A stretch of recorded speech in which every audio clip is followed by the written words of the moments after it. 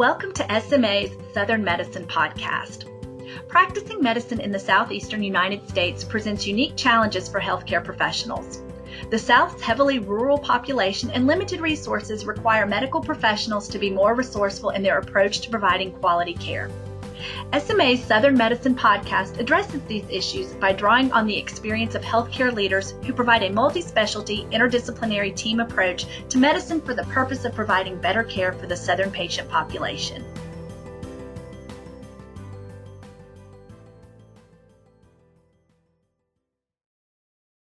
Welcome. This is the Southern Medical Journal podcast discussing the letter to the editor titled Discharge Against Medical Advice. Dr. Guruaj Kolar co-authored this letter. He is the guest speaker for this podcast. Dr. Kolar is a member of the Department of Hospital Medicine at Mayo Clinic Health System in Mankato, Minnesota. His co-author was Dr. Eric Valder. Dr. Valder is a member of the University of Minnesota Mankato Family Residency. Welcome, Dr. Kolar, and thank you for participating in this podcast. I enjoyed reading your letter to the editor very much.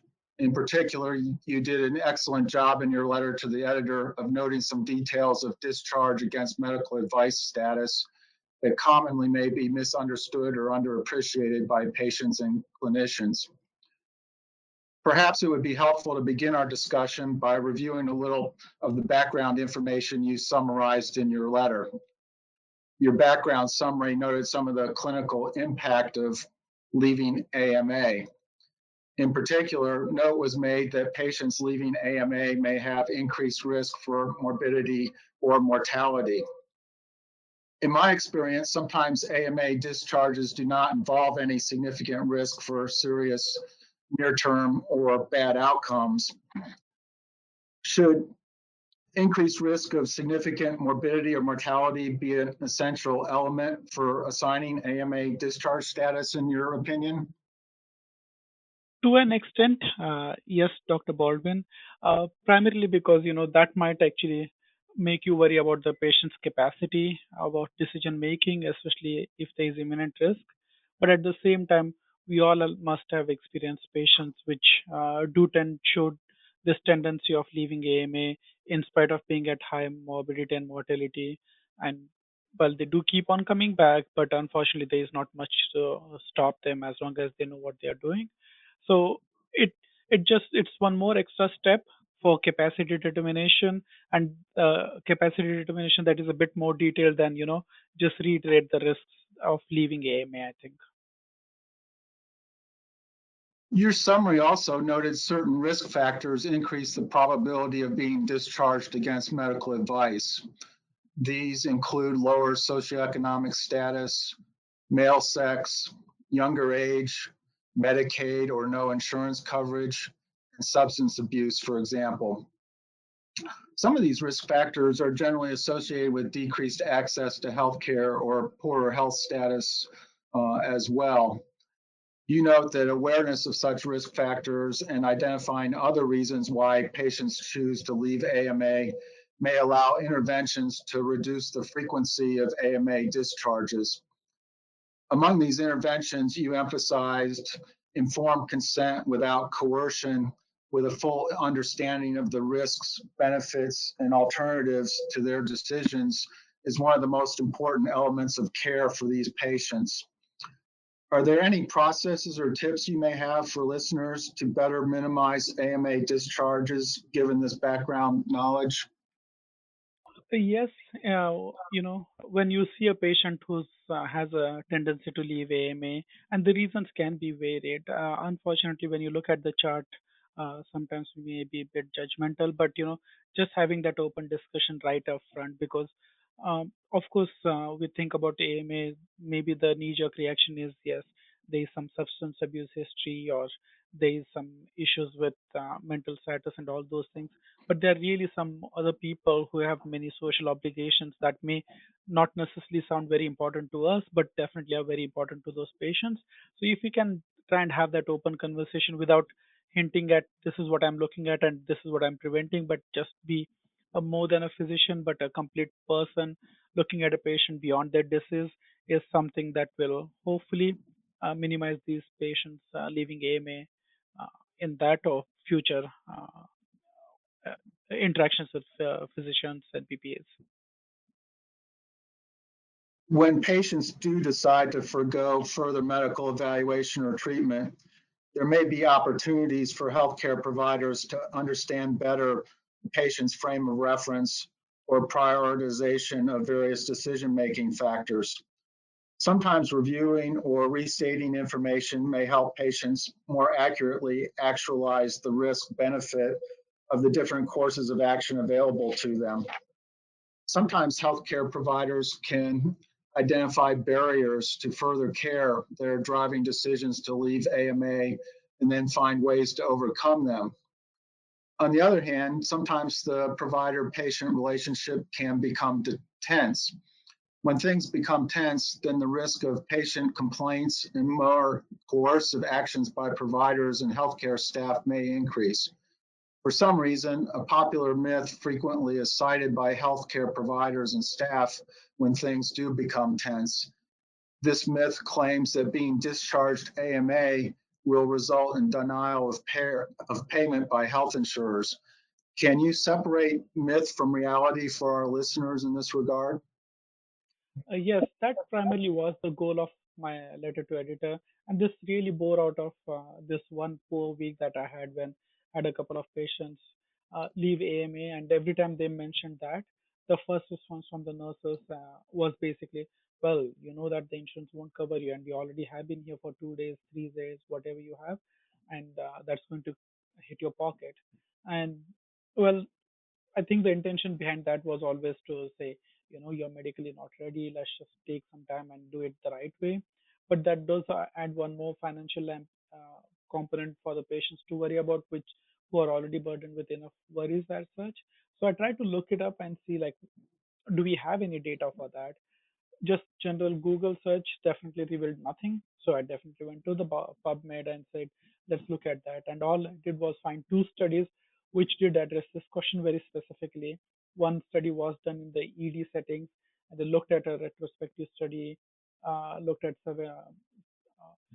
certain time period and looked at the charts, contacted the insurance companies and saw if there was any denial. And they saw that there was no change in denial of payments any more than your normally discharged patients. Then in that, they also did a convenience survey of 70 ED physicians, residents, XYZ people to see what their perception was. And overwhelmingly, all of them thought that yes, insurance is not going to pay if you leave AMA. So I think these two studies, and that is some data rather than no data, these two studies definitely point towards the fact that patients not getting their stay covered when they leave AMA is not necessarily backed by enough scientific data. Do you have any thoughts regarding how healthcare providers and staff can better avoid the tendency to insert coercive input when AMA discharge is being discussed with a patient? Oh, I think again, like just having an open discussion, trying to understand the patient's goals through the hospital stay, what do they want to achieve, and what we want to achieve for them. Just to have that discussion about any responsibilities, be it familial, be it societal responsibilities, be it insurance, things like that. Just to have that kind of open discussion, uh, and taking that pause to think about those things might be something that can help have a fluid discussion wherein both the parties can understand each other's situation. In my field of practice, which is pediatric emergency medicine, and even more so in emergency medicine in general, the number of AMA discharges attributable to a physician or nurse practitioner is generally viewed as an important indicator of patient satisfaction. Provider incentives may be indexed to having no more than rare AMA discharges attributable to the provider. In addition, this is often coupled with having excellent scores on patient satisfactory surveys. By incentivizing patient satisfaction, some administrators may be driving increased efforts to help providers work harder to overcome barriers that contribute to AMA discharges. Also, doing better on Medicare pay-for-performance measures may improve institutional financial status. Is this approach being utilized in your field of practice? If so, any thoughts on the impact? Yes, I mean, patient experience is a key factor everywhere. So definitely something that is being looked at, and yeah, AMA discharges definitely don't help that.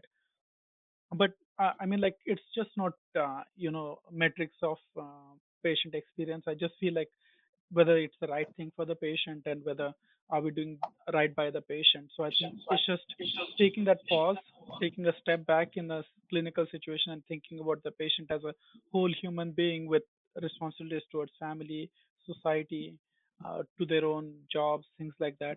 If you take that, I think like you we can have that relationship with the patient, and the patients can tend to see that this person cares for me beyond my diseases, and that by itself I'm sure will correlate with better patient experience. I mean, I've had patients who leave AMA primarily because they didn't want to share the room with somebody else, and this was before COVID, and they specifically said that, and we sat down, we had a good conversation. When the patient experience came, they specifically said that the physician team, the nursing team was excellent. It's just the logistics that was not ideal, and that's the only reason I left the hospital. So while the patient did leave AMA, the patient experience actually did not get affected. So it's just taking that pause to know that there is a human being and not just a patient with diseases around you.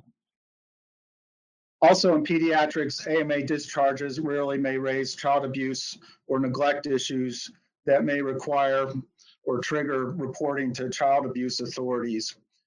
In your practice, is this an issue? So I practice only adult hospital medicine, so I'm going to try and speak for that. Um, Primarily, most of the times, the patients who are leaving against medical advice are doing it by their own volition. We obviously make sure that they have enough capacity to make that decision. If there is any concern, we obviously get a second opinion to make the capacity determination. But once that's done, uh, although it's not a happy ending, we still let them be. The concern of abuse and all does come up when basically we have elderly patients who are cared by their family members, and we are seeing that there is a continual decline of these patients, which is not necessarily medically fixable, but at the same time something that may need increasing nursing services. And when we try and do that, and then the decision makers, the power of attorneys, the children, the next of kin, when they disagree with that, at that time social workers are known to have filed concerns for abuse, adult abuse, and all those things. So it does happen, but again, I suppose it may be as rare as you folks experience in the pediatric world. Thank you. Dr. Kolar, do you have any other points or thoughts that you would like to share with the listeners? Primarily, I mean, like the essence of this whole thing is, for starters, please know that we don't have enough data to say that the insurance people do not pay for the AMA hospitalizations. If anything, we have more data to show that they do pay that, or at least the payment is not any significantly deviated than normal hospitalization.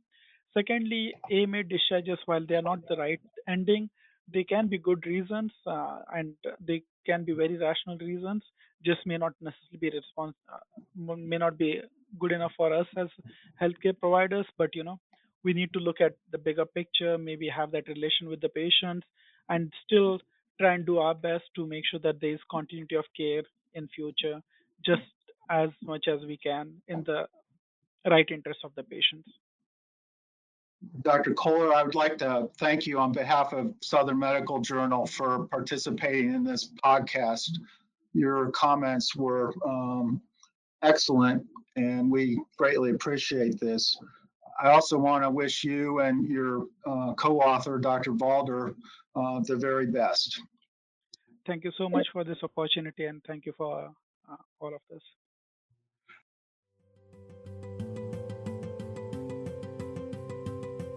Thank you again for joining us. To subscribe to additional SMA podcasts, please visit sma.org/podcasts.